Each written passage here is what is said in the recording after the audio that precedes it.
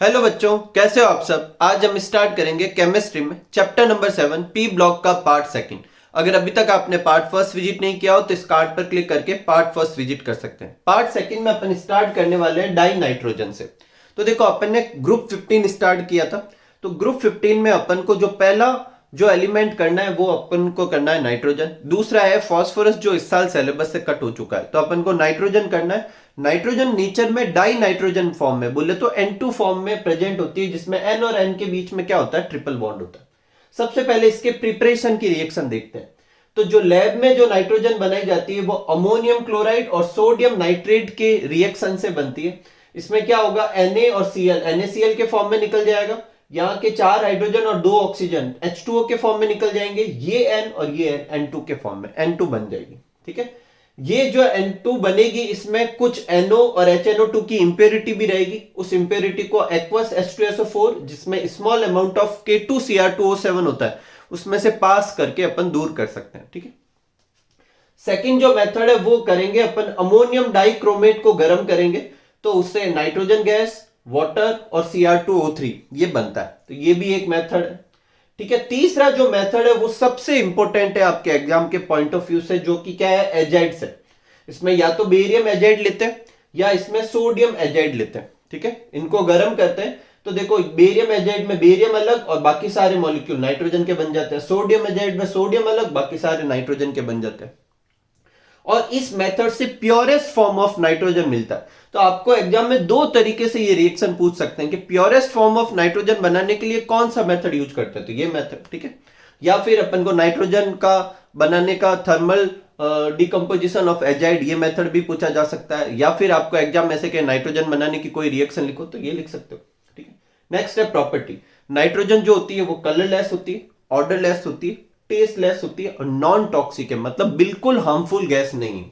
ठीक है, इसके दो आइसोटॉप होते हैं N14 और N15। आप में से कुछ लोगों को नहीं मालूम है तो आइसोटॉप क्या होते हैं, जिनके एटॉमिक नंबर सेम होता है और एटॉमिक मास नंबर अलग अलग होते हैं। इनमें दोनों में एटॉमिक नंबर क्या है, 7 और एटॉमिक मास नंबर इसमें 14 और इसमें 15।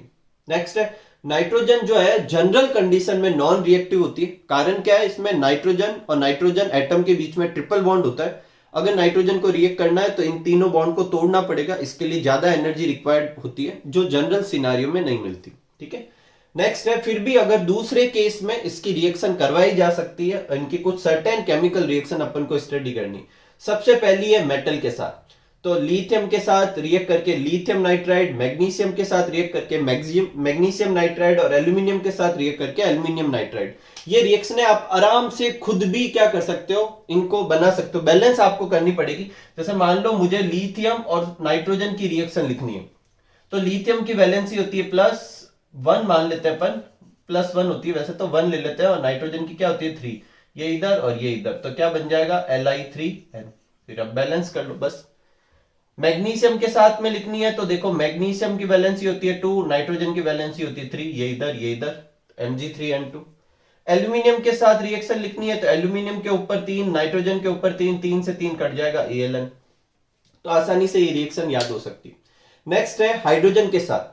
तो हाइड्रोजन के साथ नाइट्रोजन रिएक्ट करके अमोनिया बनाता है और ये प्रोसेस क्या कहलाता है, हेबर प्रोसेस कहलाता है।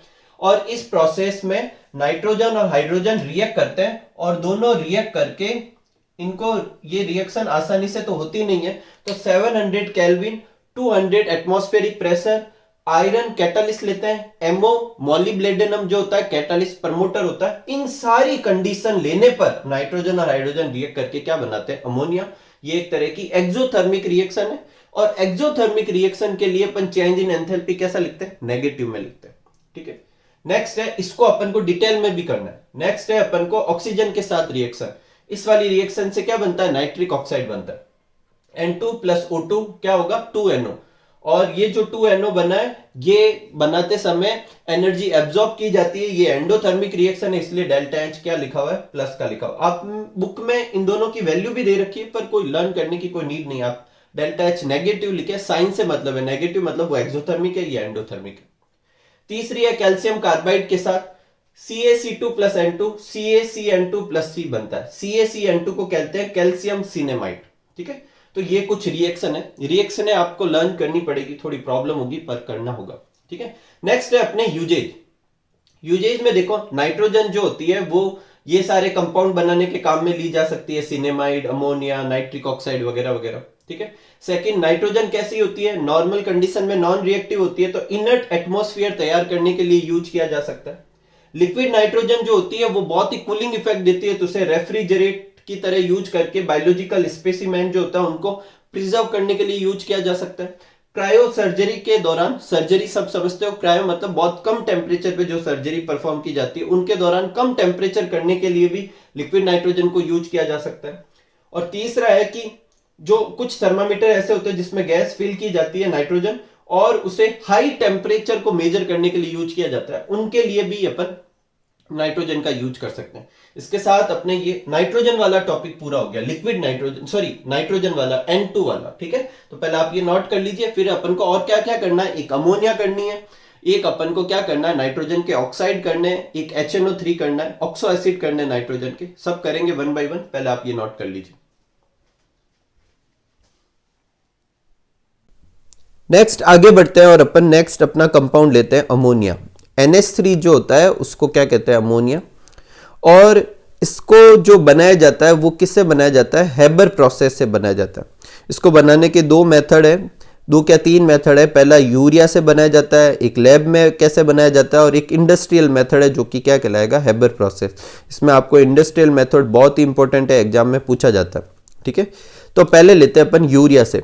यूरिया जो होता है वो वाटर से रिएक्ट करके क्या बनाता है, अमोनियम कार्बोनेट, अमोनिया, CO2 और H2O। ऐसा तब होता है जब जो अपन यूरिन एक्सक्रिएट करते हैं बाहर, और जो अपना टॉयलेट वगैरह होता है उसमें यूरिन पड़ा रहता है, और अगर वहाँ पर अच्छी सी क्लीनिंग ना हो, जैसा कि पब्लिक टॉयलेट वगैरह में होता है, तो थोड़ी देर बाद में ये यूरिया इस वाटर से रिएक्ट करके क्या बनाता है, अमोनिया। और उसकी स्मेल यूरिन से भी ज़्यादा खराब होती है, और बहुत ही इंटेंस स्मेल के साथ साथ वो ऐसे आंखों में पानी टाइप भी आ जाते हैं। तो आपके पब्लिक टॉयलेट के आसपास से कहीं से गुजरे हैं जहाँ पर ऐसे पब्लिकली लोग यूरिन वगैरह क्रिएट कर देते हैं, तो वहाँ से जो स्मेल आती है वो यूरिन की वजह से नहीं, किसकी वजह से, अमोनिया की वजह से। नेक्स्ट है लैब मेथड। लैब में क्या करते हैं कि या तो अमोनियम क्लोराइड लेते हैं या अमोनियम सल्फेट बोले तो अमोनियम सॉल्ट लेते हैं, उसकी बेस से रिएक्शन करवाते हैं तो अमोनिया प्रोड्यूस होता है, ठीक है। तीसरा मेथड है अपने इंडस्ट्रियल मेथड, जिसमें नाइट्रोजन और हाइड्रोजन से अमोनिया प्रोड्यूस की जाती है। इसके लिए इस रिएक्शन के ऊपर अभी अपन ने लिखा था Fe कैटालिस्ट लेंगे, MO जो है कैटालिस्ट प्रमोटर की तरह लेंगे, और टेम्परेचर जो लेंगे वो 700 केल्विन लेंगे, और एटमॉस्फेरिक प्रेशर 200 एटमॉस्फेरिक प्रेशर लेंगे। अब देखो पहले अपन क्या करते हैं, इस रिएक्शन के लिए फेवरेबल कंडीशन ढूंढते हैं। तो पिछले साल शायद आपको याद हो, एक ले चैटलियर करके प्रिंसिपल था, आपने नहीं पढ़ा तो मैं समझाता हूँ आपने। वो क्या करता है, वो ये बताता है कि कोई भी रिएक्शन फॉरवर्ड डायरेक्शन में करवाने के लिए क्या क्या फेवरेबल कंडीशन होती है। तो पहले प्रेशर को समझते हैं। तो ले चैटलियर, ली सेतलियर, ला सेतलियर, जो भी आप रीड करो, उनके अकॉर्डिंग प्रेशर बढ़ाने पर रिएक्शन उस तरफ बढ़ती है जिस तरफ नंबर कम हो, ठीक है, मॉलिक्यूल्स के नंबर। तो इस तरफ देखते हैं तो नाइट्रोजन का 1 मॉलिक्यूल और हाइड्रोजन के 3, तो टोटल कितने मॉलिक्यूल है, 4। और इस तरफ अमोनिया के 2 मॉलिक्यूल। तो अगर मैं प्रेशर बढ़ाऊंगा तो रिएक्शन उस तरफ जाएगी जिस तरफ नंबर कम हो, बोले तो प्रोडक्ट साइड में जाएगी, और मैं यही चाहता हूं। तो इस रिएक्शन के लिए पहली फेवरेबल कंडीशन क्या होगी, हाई प्रेशर। क्योंकि ये रिएक्शन एक्सोथर्मिक है, तो एक्सोथर्मिक रिएक्शन टेम्परेचर बढ़ाने पर घटती है, इसलिए ये रिएक्शन कम टेम्परेचर पर करवानी चाहिए। लेकिन अगर मैं लो टेम्परेचर लूंगा तो नाइट्रोजन रिएक्ट नहीं करती, इसलिए कंडीशन फेवरेबल लो है टेम्परेचर, लेकिन फिर भी टेम्परेचर लगभग 700 केल्विन तो लेना ही पड़ता है। नेक्स्ट है, रिएक्शन को फॉरवर्ड डायरेक्शन में कंप्लीट करने के लिए Fe कैटालिस्ट के फॉर्म में लेते हैं, साथ में मॉलिबेडेनम उस कैटालिस्ट प्रमोटर की तरह लेते हैं, ठीक है। तो ये सारी फेवरेबल कंडीशन भी आपको अलग से पूछी जा सकती है। जो हेबर प्रोसेस होता है उसका अरेंजमेंट कुछ ऐसा होता है, इसको आप अच्छे से समझे। इसमें आपको क्या करना है, अगर आप अच्छे से देख पाए यहाँ पर, तो देखो जो N2 नाइट्रोजन और हाइड्रोजन को पास किया जाता है 1 वॉल्यूम 3 में, बोले तो 1:3 में, और फिर यहाँ कंप्रेसर से कंप्रेस करके आगे ट्रांसफर किया जाता है। फिर ये कैटालाइटिक जो चैम्बर है जिसमें कैटालिस्ट फिल किए होते हैं, इसमें रिएक्शन होती है, N2 और H2 रिएक्ट करके अमोनिया बनाते हैं। अब सारी N2 और हाइड्रोजन तो रिएक्ट करके अमोनिया नहीं बनाते, तो जो यहाँ से पास होती है उसमें अमोनिया भी होता है, कुछ अमाउंट में नाइट्रोजन और हाइड्रोजन भी होती है। फिर इसे आगे वाले में डाला जाता है जो कंडेंसर होता है, उस कंडेंसर में कंडेंस करते हैं तो अमोनिया तो लिक्विड में कन्वर्ट हो जाती है। N2 और H2 अभी भी गैस में ही है, तो उसको अपन आगे वापस रीसर्कुलेटरी पंप में डाल के यहाँ से वापस इसी कैटालिस्ट वाले में चैम्बर में डाल देते हैं और धीरे धीरे यहाँ लिक्विड अमोनिया बनती जाती है। ठीक है, इस तरीके से अपन क्या करते हैं, यहाँ अमोनिया का प्रिपरेशन करते हैं। ठीक है, तो आप इसे नोट कर लीजिए अच्छे से और इसे अच्छे से समझना, ये इंपॉर्टेंट है। ठीक है, आगे बढ़ते हैं और लेते हैं अमोनिया का स्ट्रक्चर। तो देखो अमोनिया जो होता है वो नाइट्रोजन और हाइड्रोजन से मिलकर बनता है। तो नाइट्रोजन का इलेक्ट्रॉनिक कॉन्फ़िगरेशन होता है 1s2 2s2 2p3। ये 2s के 2 इलेक्ट्रॉन और ये 2p के 3 इलेक्ट्रॉन। ठीक है, 2d होता नहीं है, इस वजह से ये अपनी वैलेंसी एक्सपांड नहीं कर पाएगा। तो यहाँ पर कितने अनपेयर्ड इलेक्ट्रॉन है, 3। तो ये 3 हाइड्रोजन एटम से एक एक इलेक्ट्रॉन की शेयरिंग करके 3 कोवेलेंट बॉन्ड बना लेता है और क्या बन जाएगा, NH3। और साथ में एक ये पेयर रहेगा जिन्होंने बॉन्ड बनाने में पार्टिसिपेट नहीं किया था, इसलिए क्या हो गया, लॉन पेयर, एक लॉन पेयर हो गया, कोई तकलीफ नहीं है। और S और P पार्टिसिपेट कर रहे हैं, एक S और 3 P, इसलिए sp3 हाइब्रिडाइजेशन है जिसमें एक लॉन पेयर और 3 बॉन्ड पेयर। क्योंकि लॉन पेयर प्रेजेंट है इसलिए यहां पर lone pair bond pair repulsion होगा और इस वजह से बॉन्ड एंगल और जो ज्योमेट्री होगी वो वैसी नहीं होगी जैसी होनी चाहिए। आपने पिछले साल VSEPRT थ्योरी पढ़ी थी कि जब भी लॉन पेयर की प्रेजेंस होती है तो जो ज्योमेट्री होती है वो बिगड़ जाती है। तो अपने sp3 हाइब्रिडाइजेशन के केस में टेट्राहेड्रल ज्योमेट्री होनी चाहिए, लेकिन इसकी ज्योमेट्री कैसी होती है, ट्राइगोनल पिरामिडल कुछ ऐसे शेप की होती है। ठीक है, और इसका कारण क्या है, लॉन पेयर की प्रेजेंस। और इनका बॉन्ड एंगल कितना होता है, 107.8 डिग्री और बॉन्ड लेंथ कितनी होती है, 101.7 पिकोमीटर। प्रॉपर्टी देखते हैं अमोनिया की। तो अमोनिया एक कलरलेस और पंजेंट गैस है, बहुत ही बुरी तरह से स्मेल करती है और बहुत ही बदबूदार गैस है। इसको आप पब्लिक टॉयलेट कभी आपने यूज किया हो गलती से, तो पब्लिक टॉयलेट में जो इंटेंस स्मेल आती है वहां पर वो अमोनिया की वजह से होती है। ठीक है, एकदम तीखी, जिसमें आंखों में से आंसू तक भी आ जाते हैं। Ammonia has high boiling point and melting point then expected, मतलब अमोनिया का बॉइलिंग और मेल्टिंग पॉइंट जितना होना चाहिए उससे ज्यादा होता है। कारण है, देखो हमेशा ज्यादातर केस में ये होगा, जब भी बॉइलिंग पॉइंट और मेल्टिंग पॉइंट ज्यादा होता है तो अक्सर हाइड्रोजन बॉन्ड बनता है। तो अमोनिया हाइड्रोजन बॉन्ड बनाता है, इस वजह से उसके मेल्टिंग और बॉइलिंग पॉइंट कंपेरेटिवली ज्यादा होते हैं। नेक्स्ट है ammonia is highly soluble in water. Ammonia बहुत ज्यादा सॉल्युबल होता है वाटर में और टॉक्सिक होता है, इसलिए बायो में आपने पढ़ा होगा, इसी वजह से कोई भी ऑर्गेनिज्म अमोनिया को अमोनिया के फॉर्म में बॉडी में स्टोर नहीं कर पाता। ठीक है, उसे हाथों हाथ रिलीज करना पड़ता है या यूरिया यूरिक एसिड में कन्वर्ट करना पड़ता है। तो अमोनिया जो है वो वाटर से रिएक्ट करके अमोनियम हाइड्रोक्साइड बनाता है। क्या बनाता है, अमोनियम हाइड्रोक्साइड। ठीक है, जो अमोनिया भी एक तरह का बेस की तरह बिहेव करता है और अमोनियम हाइड्रोक्साइड भी एक वीक बेस की तरह क्या करता है, बिहेव करता है। नेक्स्ट है अमोनिया बेस की तरह रिएक्ट करता है, जिसका मतलब वो एसिड से रिएक्ट करता होगा। तो दो रिएक्शन है, जैसे अमोनिया HCl से रिएक्ट करके अमोनियम क्लोराइड और अमोनिया एसिटिक एसिड से रिएक्ट करके अमोनियम एसीटेट बनाता है। ठीक है, एक अमोनिया के ऊपर 2 लॉन पेयर होते हैं और लॉन पेयर होता है तो ये किसी को लॉन पेयर डोनेट कर सकता है, उस हिसाब से भी एक बेस है। कौन सा बेस है, लुईस बेस है। तो due to presence of lone pair ammonia molecule act as Lewis base.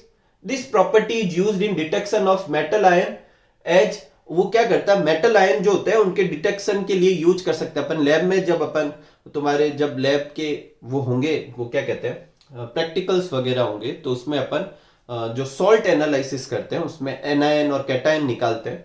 तो उसमें जो मेटल कैटायन होते हैं उनको निकालने के लिए, उनके आइडेंटिफिकेशन के लिए कभी कभी उनमें अमोनिया पास करते हैं और वो कलरफुल कलर देते हैं और कलर के हिसाब से पहचाना जाता है कि कौन सा कैटायन होगा। तो जैसे कॉपर वाला जो सॉल्ट होगा वो अमोनिया पास कराने पे डीप ब्लू कलर देता है, सिल्वर वाला जो होता है वो व्हाइट कलर देता है। तो इससे अपन पहचान सकते हैं। इंपॉर्टेंट रिएक्शन है, ये दोनों पूछी जा सकती, ये दोनों रिएक्शन है। इस तरीके से भी पूछी जा सकती है कि अमोनिया का मेटल आयन के डिटेक्शन में क्या यूज है, और इस तरीके से भी पूछी जा सकती है कि अमोनिया लॉन पेयर के हिसाब से वो लुईस बेस की तरह काम करता है, उसकी रिएक्शन लिखो। दोनों में ये लिख सकते हैं। नेक्स्ट अमोनियम हाइड्रोक्साइड जो है, मैंने कहा था वो भी एक तरह का क्या होता है, बेस होता है। तो वो जो होता है मेटल के जो सॉल्ट होते हैं उनके साथ रिएक्ट करके उन्हें हाइड्रोक्साइड के फॉर्म में क्या कराता है, पीपीटी बनवा देता है। एक ऐसी रिएक्शन ये है। ठीक है, तो ये आप नोट कर लीजिए। तो इसके साथ अपन ने अमोनिया भी पूरी हो गई। अपन ने अमोनिया को हेबर प्रोसेस से बनाया और ये अमोनिया की अपन ने क्या की, स्ट्रक्चर की है, उसकी प्रॉपर्टी वगैरह स्टडी की। तो आप ये नोट कर लीजिए, फिर अपन आगे बढ़ते हैं।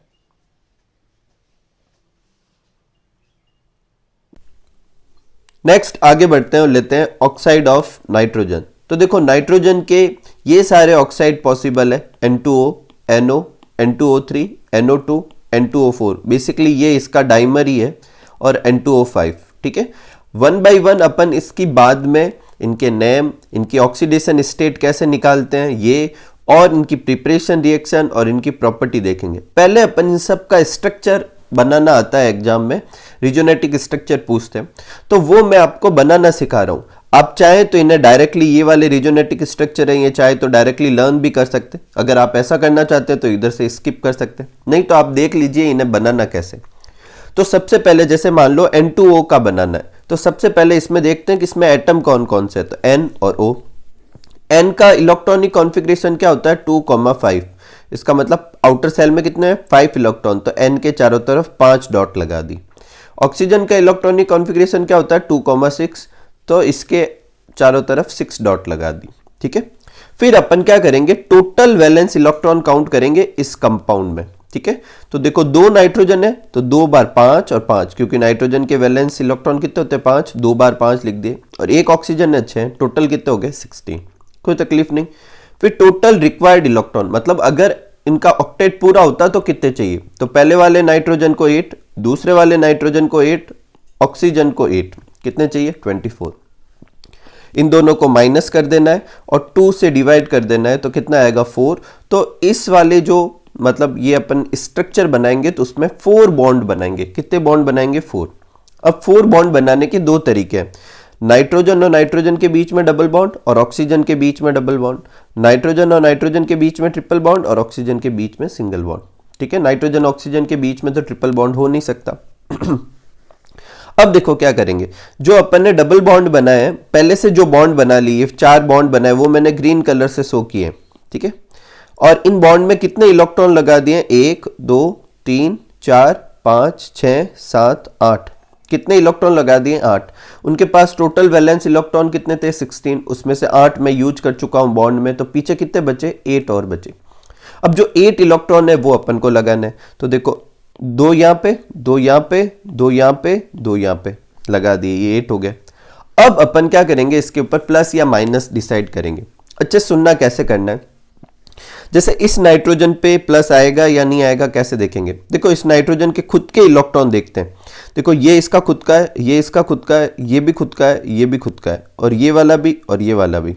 ये वाले 2 तो क्या आ रहे हैं शेयरिंग से आ रहे हैं, तो टोटल खुद के कितने हो रहे हैं इसमें 6, जबकि नाइट्रोजन में तो कितने होते हैं 5 ही होते हैं। इसका मतलब 1 एक्स्ट्रा है, इसलिए इस पे माइनस लगा देंगे।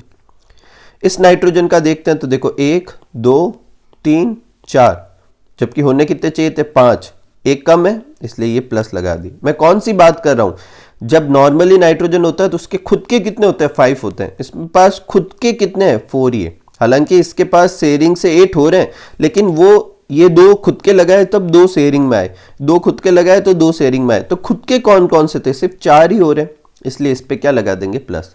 ऑक्सीजन के खुद के पास कितने होने चाहिए थे 6 पहले से, 1 2 3 4 5 और 6 है, इस पे ना प्लस या ना माइनस। ठीक ऐसे कैसे दूसरे वाले रिजोनेटिक स्ट्रक्चर में काउंट करते हैं। इस वाले नाइट्रोजन पे देखो 1 2 3 4 5 पूरे हो रहे हैं, कोई नहीं लगाएंगे। इस पे देखते हैं तो देखो 1 2 3 4, 1 कम है इसलिए प्लस लगा देंगे। इस वाले ऑक्सीजन पे देखते हैं 1 2 3 4 5 6 7, 1 एक्स्ट्रा है इसलिए माइनस लगा देंगे, ठीक है। तो इस तरीके से अपन N2O का स्ट्रक्चर बनाएंगे। आपकी बुक में ये मेथड नहीं दे रखा, डायरेक्ट स्ट्रक्चर दे रखे हैं, लेकिन मैं आपको बनाना बता रहा हूँ। नेक्स्ट है NO। NO का कैसे बनाएंगे, इसमें भी N और O 2 ही है। टोटल वैलेंस इलेक्ट्रॉन काउंट करते हैं, नाइट्रोजन में कितने होंगे 5, ऑक्सीजन में कितने होंगे 6। साथ साथ में आप बनाइए ताकि आपकी प्रैक्टिस होती रहे। आप ये अगर सारे के सारे बना लेंगे तो अपना आप ही समझ में आ जाएगा। टोटल कितने हो रहे हैं 11। टोटल रिक्वायर्ड कितने, इस वाले नाइट्रोजन को ऑक्टेट के लिए 8, इस वाले ऑक्सीजन को ऑक्टेट के लिए 8, टोटल कितने हो गए 16। दोनों को माइनस किया तो कितना आ गया 5 आ गया। उसको 2 से डिवाइड करेंगे तो देखो 2.5 आएगा। तो अपन क्या करते हैं 5 में से 1 तो अलग निकाल लेते हैं, पीछे कितने बचे 4/2 करेंगे 2 तो बॉन्ड हो जाएंगे, क्योंकि आपको पता है 2.5 बॉन्ड तो होता नहीं, तो 2 तो बॉन्ड हो जाएंगे, 1 अलग से इलेक्ट्रॉन रह जाएगा। इसी वजह से NO कैसी है, एक ऑड इलेक्ट्रॉन स्पीसीज है। कैसी है, ऑड इलेक्ट्रॉन स्पीसीज। तो अपन पहले 2 बॉन्ड बनाते हैं। देखो ये नाइट्रोजन ये ऑक्सीजन, इनके बीच में 2 बॉन्ड बना दिए। और ये वाला जो एक इलेक्ट्रॉन था वो नाइट्रोजन के ऊपर लगा दिया। ठीक है, अब 5 इलेक्ट्रॉन तो मैं यूज कर चुका हूं। ठीक है, दो बॉन्ड में 4 इलेक्ट्रॉन और एक 5 इलेक्ट्रॉन यूज कर चुका हूं। 11 टोटल इनके पास थे, 5 माइनस कर दिए, पीछे कितने बचे 6। तो ऑक्सीजन के ऊपर 2 लगा दिए। ठीक है, और नाइट्रोजन के ऊपर 2। ये ऐसा क्यों कर रहे हैं कि ऑक्सीजन पे ज्यादा नाइट्रोजन पे कम? तो देखो ऑक्सीजन ने अभी तक कितने 2 इलेक्ट्रॉन यूज किए, इसके पास 6 हो सकते ना, तो इसके लिए इसके ऊपर लगा दिए। ठीक है, और इनको मिलाकर 8 हो जाएंगे इसके पूरे, तो 8 तो करने, और फिर इसके ऊपर लगा दिए। ठीक है, अब मेरी बात ध्यान सुनो, अगर मैं फॉर्मल चार्ज काउंट करता हूं तो खुद के इलेक्ट्रॉन काउंट करते हैं। ठीक है, खुद के देखो 1 2 3 4 5, और नाइट्रोजन पे 5 ही होते हैं, इसलिए इस पे ना तो प्लस ना माइनस। ऑक्सीजन के देखते हैं 1 2 3 4 5 6, इस पे 6 ही होने चाहिए थे, 6 ही होते ना, इसलिए ना प्लस ना माइनस। 2 और पॉसिबल रिजोनेटिक स्ट्रक्चर है। एक क्या है, ध्यान से सुनना, यहां से अपन ये वाला इलेक्ट्रॉन यहां पे लगा दे, देखो ये आ गया। ठीक है, इसके पास एक कम हो गया, तो इस पे प्लस और इस पे माइनस। या फिर क्या कर सकते हैं, ये वाला जो इलेक्ट्रॉन है वो यहां पे लगा दे, ये देखो यहां पर आ गया, तो इस पे प्लस और इस पे माइनस आ जाएगा। ठीक है, तो ये N2O और NO का क्या हो गया, रिजोनेटिक स्ट्रक्चर हो गया। इसी तरीके से अभी अपन बाकी सबके भी बनाते हैं, पहले आप ये नोट कर लीजिए। नेक्स्ट लेते हैं N2O3 का। इसमें भी देखो नाइट्रोजन में वही, नाइट्रोजन के आउटर सेल में कितने होते हैं 5, ऑक्सीजन के आउटर सेल में कितने होते हैं 6। ठीक है, टोटल वैलेंस इलेक्ट्रॉन पहले वाले नाइट्रोजन में 5, दूसरे वाले नाइट्रोजन में 5 और 3 ऑक्सीजन है, इसलिए 6 6 6, टोटल कितने हो गए 28। और टोटल रिक्वायर्ड इलेक्ट्रॉन कितने, टोटल 5 एटम है, 2 नाइट्रोजन के 1 ऑक्सीजन के, और सबको 8 चाहिए, तो 8 × 5 40। इन दोनों को माइनस करके 2 से डिवाइड करेंगे तो कितने बॉन्ड बन रहे हैं, 6 बॉन्ड बन रहे हैं। तो बनाते हैं 6 बॉन्ड। देखो ये नाइट्रोजन, इसके बीच में एक बॉन्ड, पहले सब जगह एक एक बॉन्ड लगा दिया।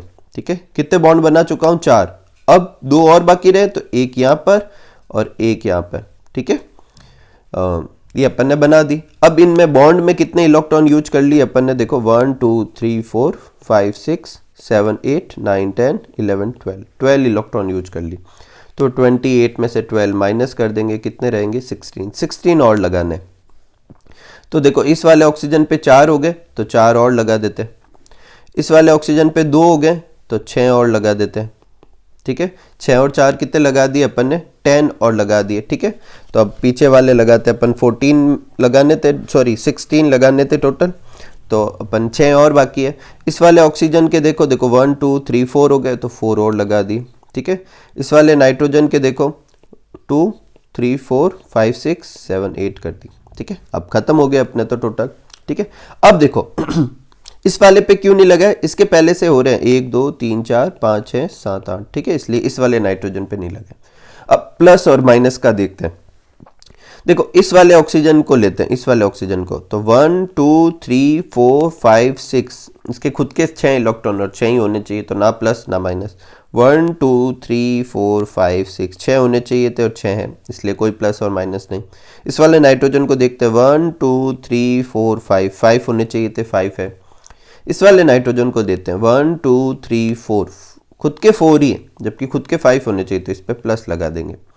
और इस वाले को देखते हैं तो 1 2 3 4 5 6 और 7, एक एक्स्ट्रा है, इसलिए इस पे माइनस। ठीक है, एक और रिजोनेटिक स्ट्रक्चर क्या हो सकता है कि ये वाला जो डबल बॉन्ड है वो यहाँ बनाया जाए और ये वाला सिंगल बॉन्ड यहाँ पे बना जाए, जस्ट ऊपर नीचे फ्लिप कर देंगे इनको, पूरा का पूरा। ये वाला पूरा ऐसा कैसा स्ट्रक्चर यहाँ हो सकता है और ये वाला पूरा स्ट्रक्चर यहाँ हो सकता है। ठीक है, तो एक और रिजोनेटिक स्ट्रक्चर बन जाएगा। नेक्स्ट लेते हैं NO2। इंटरेस्टिंग है, बहुत ही इंपॉर्टेंट है ये। इसमें पहले वैलेंस इलेक्ट्रॉन काउंट करते हैं। नाइट्रोजन में 5, 2 ऑक्सीजन है, उसमें 6 और 6 टोटल कितने हो गए 70। टोटल रिक्वायर्ड कितने होंगे, 3 एटम है, तो 8 × 3 24। माइनस करते हैं, कितना आएगा 7/2 करना है, तो एक साइड में निकाल लेते हैं और 6/2 करेंगे तो 3 बॉन्ड, तो 3 तो बॉन्ड बनेंगे और एक क्या बनेगा, ऑड इलेक्ट्रॉन। ये भी एक कैसी है, ऑड इलेक्ट्रॉन स्पीसीज है। ठीक है, अब अपन को 3 बॉन्ड बनाने हैं, तो अपन क्या करते हैं, ये नाइट्रोजन लिया, इधर 2 बॉन्ड और इधर 1 बॉन्ड, एक तरफ ऑक्सीजन के साथ 2 बॉन्ड, एक तरफ 1 बॉन्ड बना दिया। ठीक है, बॉन्ड, और एक जो ऑड इलेक्ट्रॉन था वो नाइट्रोजन पे लगा दिया, कोई तकलीफ नहीं। अब टोटल अपन ने कितने इलेक्ट्रॉन लगा चुके हैं, 1 2 3 4 5 6 7 लगा चुके हैं। ठीक है, तो 17 में से 7 माइनस कर दिए, पीछे कितने बचे 10। अब लगाना शुरू करते हैं। देखो यहाँ 2 हो रहे हैं, ऑक्सीजन के 6 बाकी है, तो 1 2 3 4 5 6, ठीक है। इस वाले ऑक्सीजन के देखो 4 हो गए, 4 बाकी है, तो 1 2 3 4, तो 6 इधर लग गए, 4 इधर लग गए, 10 पूरे हो गए अपने। तो नाइट्रोजन पे तो कुछ लगेगा नहीं, ठीक है। अब देखो, अब अपन चार्ज काउंट करते हैं। तो इस वाले ऑक्सीजन का देखो, इस वाले ऑक्सीजन का 1 2 3 4 5 6, 6 होने चाहिए थे, 6 हैं, खुद के की बात चल रही है, ठीक है। नाइट्रोजन के देखते 1 2 3 4, 4 ही है, एक कम है तो प्लस लगा देंगे। इस वाले ऑक्सीजन का देखें तो 1 2 3 4 5 6 और 7, एक एक्स्ट्रा है इसलिए माइनस। एक हो क्या हो सकता है कि ये वाला जो है ये इस तरफ हो सकता है और ये वाला इस तरफ हो सकता है, ठीक है। तो एक और रिजोनेटिक स्ट्रक्चर बन जाएगा। अब मेरी बात ध्यान सुनना, क्योंकि ये ऑड इलेक्ट्रॉन है तो ये क्या करेगा, डाइमर बना लेगा। तो देखो ये वाला जो पूरा स्ट्रक्चर है वो ये रहा, ठीक है। ये देखो नाइट्रोजन, उसका एक तरफ सिंगल बॉन्ड से ऑक्सीजन जुड़ा हुआ है जिस पे माइनस है, दूसरी तरफ डबल बॉन्ड से ऑक्सीजन जुड़ा हुआ है जिस पे कुछ नहीं है, और नाइट्रोजन पे खुद पे प्लस। ऐसा कैसा एक और बना लेते हैं अपन। और दोनों ने अपना जो सिंगल इलेक्ट्रॉन था वो सिंगल इलेक्ट्रॉन बॉन्ड बनाने के लिए यूज कर दिया, ये डाइमर बन गया। और ये किसका स्ट्रक्चर हो गया, N2O4 का। तो N2O4 बेसिकली NO2 और NO2 के जुड़ने से बनता है N2O4, ठीक है। तो ये आप नोट कर लीजिए। फिर अपन एक लास्ट और रहा है N2O5, उसका स्ट्रक्चर बनाते हैं। नेक्स्ट स्ट्रक्चर लेते हैं अपन N2O5 का। टोटल वैलेंस इलेक्ट्रॉन काउंट करते हैं। नाइट्रोजन के 2 है, एक में 5 होते हैं तो 2 में 10 हो जाएंगे। ऑक्सीजन में 1 में 6 है, 5 में 30, 30 और 10 कितने हो जाएंगे, 40 इलेक्ट्रॉन हो जाएंगे। टोटल रिक्वायर्ड इलेक्ट्रॉन देखें तो देखो 2 नाइट्रोजन जो है, सॉरी 2 नाइट्रोजन और 5 ऑक्सीजन, टोटल 7 एटम हो गए। और 7 एटम, हर एक को 8 इलेक्ट्रॉन चाहिए, 7 × 8 कितने हो जाएंगे 56। नंबर ऑफ बॉन्ड की बात करें तो 56 - 40/2, 16/2, 8 बॉन्ड हो जाएंगे। तो अपन ने क्या किया, ये नाइट्रोजन, एक बॉन्ड इधर, एक बॉन्ड इधर, एक बॉन्ड इधर, एक बॉन्ड इधर, एक बॉन्ड इधर ऑक्सीजन साथ, एक इसके साथ। टोटल कितने बॉन्ड बना चुका हूँ, 6। टोटल 8 थे, तो एक इधर डबल बॉन्ड और एक इधर डबल बॉन्ड, ठीक है। इसका उल्टा भी कर सकता हूँ, ऊपर की तरफ भी लगा सकता, तो ये वाला स्ट्रक्चर बन जाता, ठीक है। इस पे फोकस करते हैं। तो अपन ने अभी तक 8 बॉन्ड लगा दिए। 8 बॉन्ड में टोटल कितने इलेक्ट्रॉन लगा दिए, 1 2 3 4 5 6 7 8 9 10 11 12 13 14 15 16। तो अपने पास 14 इलेक्ट्रॉन थे, इसमें से 16 लगा चुके हैं, पीछे कितने बचे 24। तो लगा देते हैं पीछे वाले। इस पे 2 है इसलिए इस पे 6 लगा दिए। इस पे पहले से 4 हो रहे हैं तो 4 और लगा दिए। इस पे भी पहले 4 हो रहे हैं, 4 और लगा दिए। इस पे 2 थे तो 6 और लगा दिए। तो टोटल कितने लगा चुके हैं, 6 और 4 10, 10 और 4 14, 14 और 6 20, ठीक है। पीछे 4 बचे, वो 4 अपन ने इस पे लगा दिए। इसके ऐसे भी 4 हो रखे थे, 4 और लगा दिए, ठीक है। अब अपन सब पे प्लस माइनस देख लेते हैं। इस नाइट्रोजन को देखते हैं, इस वाले नाइट्रोजन को, तो 1 2 3 4, 5 होने चाहिए, 4 ही है, प्लस लगा देते हैं। इस वाले नाइट्रोजन पे भी 1 2 3 4 ही है, 5 होने चाहिए, इस पे भी प्लस लगा देते हैं। इस वाले ऑक्सीजन को लें तो 1 2 3 4 5 6, खुद के 6 वैलेंस इलेक्ट्रॉन होने चाहिए, हैं, कुछ नहीं लगाना। 1 2 3 4 5 6, खुद के 6 वैलेंस इलेक्ट्रॉन होने चाहिए थे, है, कुछ नहीं लगाना। 1 2 3 4 5 6 7 एक्स्ट्रा है, माइनस लगा दिया।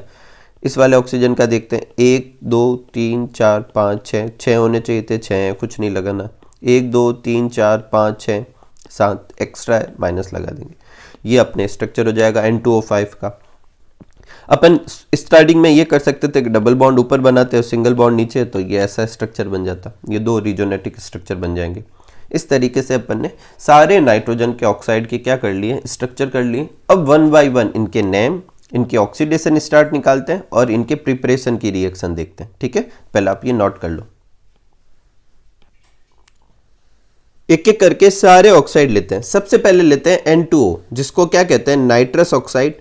बेसिकली ये लाफिंग गैस है, आपकी बुक में तो नहीं दे रखा, लेकिन ये क्या है, लाफिंग गैस है, ठीक है। लाफिंग गैस किसको कहते हैं, N2O को, जिसे क्या कहते हैं, नाइट्रस ऑक्साइड। इसका एक और नाम है नाइट्रोजन फर्स्ट ऑक्साइड। अब नाइट्रोजन फर्स्ट ऑक्साइड क्यों कहते हैं, क्योंकि इसमें नाइट्रोजन की ऑक्सीडेशन स्टेट कितनी आती है, +1। आपको लर्न करने की नीड नहीं है, आप N2O में नाइट्रोजन की ऑक्साइड ऑक्सीडेशन स्टेट खुद निकाल सकते हैं। देखो क्या फॉर्मूला था, N2O, अपन को नाइट्रोजन की निकालनी है तो 2 × x कर लेंगे, 2 × क्या कर लेंगे, x। क्यों कर लिया, क्योंकि अपन को मालूम नहीं है। ऑक्सीजन की ऑक्सीडेशन स्टेट मालूम होती है, कितनी होती है, -2। इक्वल में अगर इस पूरे के ऊपर कोई चार्ज होता तो वो रख देते तो 0, ठीक है। तो 2x माइनस 2 इक्वल टू क्या हो गया 0, तो 2x इक्वल टू क्या हो गया 2 और x इक्वल टू क्या हो गया 2/2 1। तो ऑक्सीडेशन स्टेट कितनी आ गई +1। इसी तरीके से आप बाकी सब की भी निकाल सकते हैं। तो क्योंकि ऑक्सीडेशन स्टेट +1 है इसलिए इसको नाइट्रोजन फर्स्ट ऑक्साइड कहते हैं। बनाने के लिए क्या करेंगे, अमोनियम नाइट्रेट को गर्म करेंगे तो नाइट्रस ऑक्साइड और H2O बन जाएगा। अब ये आपको लर्न करना पड़ेगा रिएक्शन तो, ठीक है। N2O जो है वो कलरलेस होती है और न्यूट्रल गैस है। नेक्स्ट लेते हैं NO। Na को नाइट्रिक ऑक्साइड कहते हैं या इसे नाइट्रोजन सेकंड ऑक्साइड भी कह सकते हैं। अगेन क्यों कहेंगे, क्योंकि इसमें नाइट्रोजन की ऑक्सीडेशन स्टेट कितनी है +2। कैसे निकालेंगे, वैसे वैसे NO है, नाइट्रोजन की निकालनी है, इसकी जगह X रख देते हैं, ठीक है। प्लस ऑक्सीजन की कितनी होती है -2 equal to 0, x equal to -2 उधर जाएगा तो +2, तो x की कितनी आ गई +2, बोले तो नाइट्रोजन की ऑक्सीडेशन स्टेट +2 हो गई। प्रिपरेशन रिएक्शन, ये इसकी प्रिपरेशन रिएक्शन है, ये कलरलेस और न्यूट्रल गैस है। रिएक्शन में थोड़ी प्रॉब्लम होगी पर आपको लर्न करनी पड़ेगी, ठीक है, इसका कुछ नहीं कर सकते। नेक्स्ट है N2O3।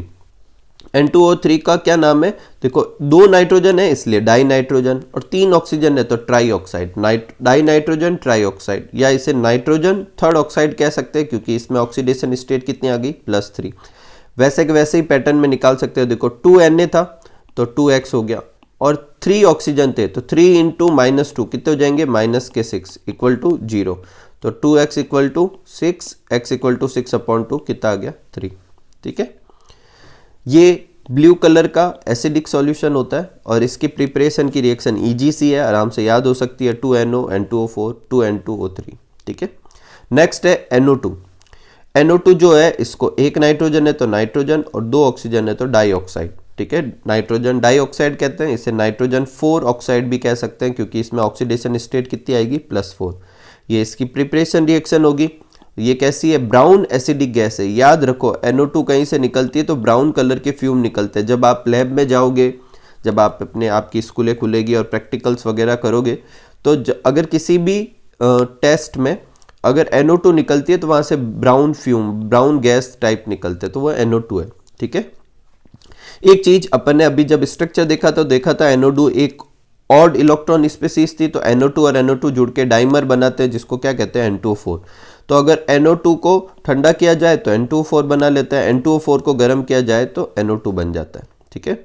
इसमें भी नाइट्रोजन की ऑक्सीडेशन स्टेट सेम ही होगी क्योंकि ये बेसिकली इसका डाइमर ही है। हाँ, बस NO2 जो है वो ब्राउन एसिडिक गैस है जबकि N2O4 कलरलेस एसिडिक, या तो लिक्विड है या सॉलिड है, ठीक है। तो ये आप नोट कर लो, फिर अपन आगे बढ़ते हैं।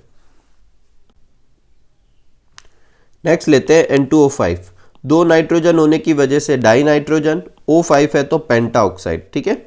अब अपन को इसकी रिएक्शन देखनी है तो इसकी रिएक्शन क्या है, HNO3 की रिएक्शन P4O10 से करवाने पर HPO3 और 2N2O5 मिलता है, ठीक है। ये कलरलेस एसिडिक सॉलिड है, इसमें ऑक्सीडेशन स्टेट +5 होती है इसलिए इसे नाइट्रोजन 5 ऑक्साइड भी कहते हैं। नेक्स्ट अपना है ऑक्सो एसिड ऑफ नाइट्रोजन। देखो ऐसे तो बुक में कोई ऑक्सो एसिड की डेफिनेशन नहीं है लेकिन ये बार बार टर्म आएगी ऑक्सो एसिड, तो मैं आपको समझा देता हूँ ऑक्सो एसिड क्या होता है। तो ऑक्सो एसिड वो एसिड होते हैं जिसमें ऑक्सीजन होना चाहिए, जिसमें हाइड्रोजन भी होना चाहिए, जिसमें कोई एक और एलिमेंट होना चाहिए। जैसे ऑक्सो एसिड ऑफ नाइट्रोजन तो nitrogen, oxo acid of chlorine तो chlorine, oxo acid of phosphorus तो phosphorus, oxo acid of sulphur तो सल्फर। तो ये तीन तरह के एलिमेंट होने चाहिए। एक और खासियत, जो हाइड्रोजन जो है कम से कम उस कंपाउंड में एक बॉन्ड ऐसा होना चाहिए जिसमें हाइड्रोजन जो है वो ऑक्सीजन के साथ जुड़ा हुआ है। मतलब जो हाइड्रोजन रिलीज किया जा रहा है वो कहां से आ रहा है, OH से आ रहा है, ठीक है। ऐसे सारे एसिड को क्या कहते हैं, ऑक्सो एसिड। जैसे HNO2, ठीक है, इसका स्ट्रक्चर ऐसे नाम देखने पे या इसका मॉलिक्यूलर फॉर्मूला देखने पे तो कुछ पता नहीं चलता, लेकिन जब इसका स्ट्रक्चर देखते हैं तो देखो इसमें एक हाइड्रोजन ऐसा है जो डायरेक्टली ऑक्सीजन से जुड़ा हुआ है। जरूरी नहीं है कि सारे हाइड्रोजन जुड़े हो, एटलीस्ट एक होना चाहिए। ये HNO3 का है, इसमें भी देखो ऐसे कैसे जुड़ा हुआ है, ठीक है। ये HNO3 का एक्चुअल स्ट्रक्चर है और ये मतलब एक्चुअल बोले तो एक एक्चुअल में क्या होता है, यहाँ पर कोवेलेंट बॉन्ड बनता है, ठीक है। और कोवेलेंट क्या, कोऑर्डिनेशन बॉन्ड बनता है। लेकिन जब अपन ऐसे रिजोनेटिक स्ट्रक्चर बनाते हैं तो सारे अपन कोवेलेंट बॉन्ड के हिसाब से बना देते हैं। तो ये एक्चुअल स्ट्रक्चर है जिसमें नाइट्रोजन ने क्या किया, 3 वैलेंसी थी तो 3 बॉन्ड बना दिए, उसके पास एक जो लॉन पेयर था वो लॉन पेयर यहाँ पे शेयर कर लिया और कोऑर्डिनेशन बॉन्ड बनाए, बाकी सब ने अपनी वैलेंसी के हिसाब से बॉन्ड बनाए।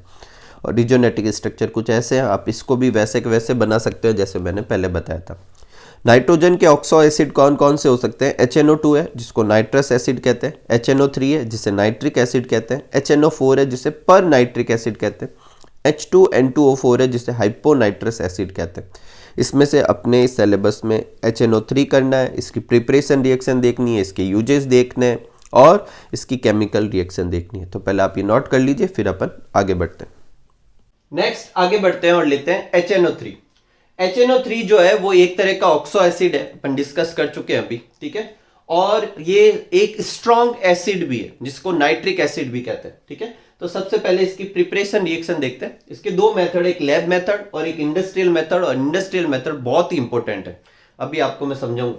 देखो लैब मेथड जो होता है उसमें सोडियम नाइट्रेट की रिएक्शन कंसंट्रेट H2SO4 से कराते हैं तो HNO3 बनता है। देखो H2SO4 में से एक H और NO3 HNO3 के फॉर्म में निकल जाते हैं और Na और पीछे बचा HSO4 NaHSO4 बना देता है। एकदम सिंपल सी रिएक्शन। इंडस्ट्रियल मेथड जो होता है वो इन 3 सेट में बनता है HNO3 और ये बनाया जाता है ओस्टवाल्ड प्रोसेस से। ये तीनों रिएक्शन इंपॉर्टेंट है और तीनों रिएक्शन इंडिविजुअल भी इंपॉर्टेंट है, अलग से भी पूछी जा सकती है। जैसे पहली रिएक्शन को ऐसे पूछ सकते हैं कि अमोनिया का कैटालाइटिक एयर की प्रेजेंस में ऑक्सीडेशन समझो। दूसरी रिएक्शन को ऐसे पूछ सकते हैं कि नाइट्रिक ऑक्साइड का जो है वो ऑक्सीडेशन समझाओ। और तीसरी रिएक्शन ये पूछी जा सकती है कि नाइट्रोजन NO2 जो है उसका H2O के साथ रिएक्शन लिखो। तो तीनों रिएक्शन है इंडिविजुअल भी पूछी जा सकती है, स्पेशली पहली दो रिएक्शन बहुत ही इंपॉर्टेंट है और उसमें से भी पहली वाली, और तीनों कलेक्टिवली ओस्टवाल्ड प्रोसेस के अंदर में आती है तो वैसे भी इंपॉर्टेंट है। तो देखो क्या करते हैं, सबसे पहले अमोनिया का एटमॉस्फेरिक एयर जो होती है उससे क्या कराते हैं, ऑक्सीडेशन कराते हैं पीटी के प्रेजेंस में और 500 केल्विन टेम्परेचर लेते हैं और 9 एटमॉस्फेयर प्रेशर लेते हैं। इससे अमोनिया जो होती है वो नाइट्रिक ऑक्साइड में कन्वर्ट हो जाती है। फिर सेकंड स्टेप में नाइट्रिक ऑक्साइड का ऑक्सीडेशन कराते हैं जिससे NO2 बनती है, नाइट्रोजन डाइऑक्साइड बनती है। उसके बाद NO2 को वाटर के साथ रिएक्ट करा के क्या बनाया जाता है, HNO3, और साथ में बनती है NO। इस NO को वापस रिसाइकल करके वापस यूज कर लिया जाता है। इस तरीके से जो HNO3 बनता है वो 68% होता है बाई मास। इसकी ये कंसंट्रेशन और बढ़ाने के लिए ये जो HNO3 और वाटर का जो मिक्सर होता है उस पे यूज किया जाता है कंसंट्रेट H2SO4। क्यों? क्योंकि कंसंट्रेट H2SO4 एक हाइड्रेटिंग एजेंट होता है, पहले भी डिस्कस कर चुके हैं अपन ऑर्गेनिक केमिस्ट्री में, ठीक है। तो ये कंसंट्रेट H2SO4 वाटर की अमाउंट को क्या करेगा, धीरे धीरे कम करेगा और क्या बना देगा, और ज्यादा मतलब इसकी अमाउंट मिलेगी HNO3 की, और जो लगभग होगी 98% के आसपास, ठीक है। नेक्स्ट है प्रॉपर्टी। तो ये कलरलेस लिक्विड होता है और स्ट्रॉन्ग एसिड होता है, ये सब तो आप जानते ही होंगे, आपने लैब में देखा होगा। इसका जो ये अपने डायग्राम जो है वो ये जो डायग्राम बनाया हुआ है, देखो एक डायग्राम अभी अपन ने HNO3 का बनाया था, ऑक्सो एसिड की हेडिंग के पास में नहीं है तो आप वापस पीछे करके उसको देख सकते हैं। ये सिर्फ बॉन्ड की पोजीशन और बॉन्ड एंगल को शो कर रहा है, इसमें सारे वो एक्चुअल बॉन्ड नहीं बनाए हुए, ठीक है। तो ऑक्सीजन और हाइड्रोजन के बीच 120 डिग्री का एंगल होता है और ये वाले बॉन्ड के बीच में 130 डिग्री का। ये वाला डायग्राम और वो वाले डायग्राम दोनों बनाए जब आपको HNO3 का स्ट्रक्चर पूछा जाए। नेक्स्ट आगे बढ़ते हैं। HNO3 जो होता है उसका एक्वस सॉल्यूशन H+ और नाइट्रेट आयन देता है। H+ जो होता है वो फिर जो वाटर होता है H2O उसके साथ रिएक्ट करके H3O+ बना लेता है, हाइड्रोनियम आयन बना लेता है। तो क्योंकि ये H+ ये हाइड्रोनियम आयन देता है इसलिए एक एसिड है, ठीक है। अब रिएक्शन देखनी है तो बेसिकली अपन को दो तरह की रिएक्शन यहां करनी है, एक मेटल के साथ और एक नॉन मेटल के साथ। तो जो ये HNO3 होता है ऑलमोस्ट सारे मेटल के साथ रिएक्शन देता है सिर्फ Pt और Eu को छोड़ के, क्योंकि ये लीस्ट रिएक्टिव मेटल होता है, ठीक है। और मेटल का प्रोडक्ट क्या होगा, मेटल HNO3 के साथ रिएक्ट करेगा, प्रोडक्ट क्या होगा वो डिपेंड करता है कि मेटल कौन सा है, एसिड जो ले रहे हो वो डाइल्यूट ले रहे हो या कंसंट्रेट, और टेम्परेचर क्या है। जैसे आपके बुक में दो रिएक्शन है, एक कॉपर की रिएक्शन है डाइल्यूट HNO3 के साथ, एक कॉपर की रिएक्शन है कंसंट्रेट HNO3 के साथ, एक जिंक की रिएक्शन है डाइल्यूट HNO3 के साथ और एक जिंक की रिएक्शन है कंसंट्रेट HNO3 के साथ। कोई तकलीफ नहीं। अब मेरी बात ध्यान सुनना, कॉपर जो है वो दोनों ही से रिएक्ट करके कॉपर नाइट्रेट और वाटर तो बनाता है, नंबर चेंज है थोड़े, बस ये याद रखना डाइल्यूट HNO3 के साथ जब रिएक्ट करता है तो NO बनता है, और कंसंट्रेट HNO3 के साथ रिएक्ट करता है तो NO2 बनता है। ठीक, ऐसे कैसे जिंक जो है वो HNO3 के साथ चाहे डाइल्यूट हो चाहे कंसंट्रेट, जिंक नाइट्रेट और वाटर तो बनाता ही। जब वो डाइल्यूट HNO3 के साथ रिएक्ट करता है तो N2O बनाता है, कंसंट्रेट HNO3 के साथ कराता है तो NO2 बनाता है। ठीक है, कोई तकलीफ नहीं। आगे क्रोमियम और एल्यूमिनियम जो है वो जब कंसंट्रेट HNO3 से रिएक्ट करते तो पूरे डिसॉल्व नहीं होते। कारण है ये दोनों एटम जैसे ही इनको अपन HNO3 के साथ रिएक्ट कराएंगे तो HNO3 की रिएक्शन की वजह से इनके ऊपर ऑक्साइड की एक थिक लेयर बनने लगती है और वो रिमूव नहीं होती, इसके ऊपर ही बनी रहेगी। और इस थिक लेयर जो होती है ये ऑक्साइड की लेयर, ये अब वो जो एसिड है उसको और आगे रिएक्शन करने से क्या करेगी, रोकेगी। वो खुद बीच में एक लेयर बना देगी, प्रिवेंशन लेयर, इसलिए ये पूरी तरह से डिसॉल्व नहीं होते। ये क्वेश्चन भी पूछा जा सकता है। नेक्स्ट है नॉन मेटल के साथ, इसमें एक आयोडीन के साथ रिएक्शन है, एक कार्बन के साथ, सल्फर के साथ और फास्फोरस के साथ। आप नोट कर लीजिए, इन्हें लर्न कीजिए अच्छे से, एग्जाम में पूछी जाती है, ऐसे इग्नोर नहीं करना, स्पेशली ये वाली रिएक्शन आती है। ठीक है, तो आप ये नोट कर लो, फिर अपन आगे बढ़ते हैं।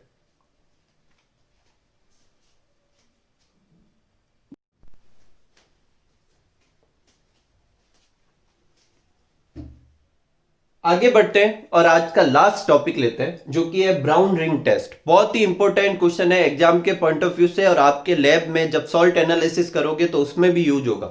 देखो, ब्राउन रिंग टेस्ट किसी भी जो अपने सॉल्ट दिया जाएगा अगर उसमें नाइट्रेट है, ठीक है, NO3 माइनस है, तो उसकी प्रेजेंस को डिटेक्ट करने के लिए ये ब्राउन रिंग टेस्ट यूज किया जाता है। अब इसमें क्या किया जाता है, अपन को जो सॉल्यूशन है वो लिया जाएगा, जो भी अपन स्टेप बताएंगे आपको जब आप लैब में सॉल्ट एनालिसिस करोगे। उस सॉल्यूशन में आपको क्या करना है, आयरन सल्फेट FeSO4 और कौन सा आयरन सेकंड सल्फेट जिसमें Fe कौन सा Fe+2 फॉर्म में, वो लिया जाता है। और क्या किया जाता है, पहले वो जो सॉल्यूशन लिया उसमें अपन ने FeSO4 डाल दिया, उन दोनों की लेयर बन जाएगी। फिर क्या करना है, जो कंसंट्रेट H2SO4 है उसको दीवार जो अपने टेस्ट ट्यूब की जो वॉल होती है उसके वॉल के अलोंग ड्रॉप बाय ड्रॉप गिराना है।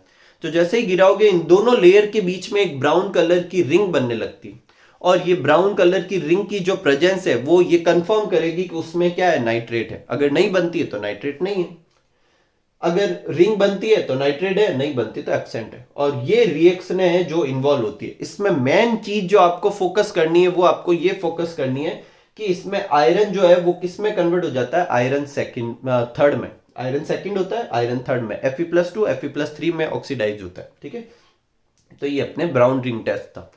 नेक्स्ट है HNO3 के यूजेज क्या क्या है। तो पहला यूज है कि HNO3 से अमोनियम नाइट्रेट बनाया जा सकता है जो कि फर्टिलाइजर की तरह यूज होता है। HNO3 से TNT बनाया जा सकता है, ये अपने रिएक्शन आती है किसमें, ऑर्गेनिक केमिस्ट्री में अपन कर भी चुके हैं, ट्राई नाइट्रोटोलुइन बनता है। ठीक है, और ऑक्सीडाइजर की तरह रॉकेट फ्यूल में यूज किया जाता है। रॉकेट में जो फ्यूल यूज करते हैं वो साथ में बहुत ज्यादा अमाउंट में गैसेज भी प्रोड्यूस करना चाहिए ताकि थ्रस्ट हो, ताकि रॉकेट लॉन्च हो ऊपर की तरफ। तो उसमें फ्यूल के साथ में ऑक्सीडाइजर लिया जाता है, उसके फॉर्म में ले सकते हैं। ठीक है, इचिंग ऑफ मेटल के फॉर्म में ले सकते हैं। अब इचिंग ऑफ मेटल क्या होता है, जैसे नाइफ वगैरह लेते हैं और क्या करते हैं, उस नाइफ वगैरह पे अपन को कोई ऐसे डिजाइन वगैरह बनानी हो तो वो डिजाइन बनाने के लिए थोड़ी सी उसके ऊपर वाली बाउंड्री को ऐसे खरोचना है। ठीक है, वो करने के लिए भी HNO3 को यूज कर सकते हैं। आप यूट्यूब पे वीडियो देखना, इचिंग ऑफ मेटल लिखकर आपको अच्छे से मिलेंगे, आपको पता चलेगा कैसे ये यूज किया जाता है। और जो स्टील वगैरह, स्टेनलेस स्टील वगैरह पर अगर मान लो कोई ऐसे दाग धब्बे हो गए तो उनको साफ करने के लिए, जिसको कहेंगे पिकलिंग, उसके लिए भी ये HNO3 यूज किया जाता है। इसके साथ अपना जो है आज का वीडियो पूरा होता है, और साथ ही साथ में जो अपने P ब्लॉक का 15 ग्रुप था वो भी पूरा हो गया। वैसे इस ग्रुप में आपको फास्फोरस भी करना था लेकिन वो टॉपिक पूरा कट चुका है।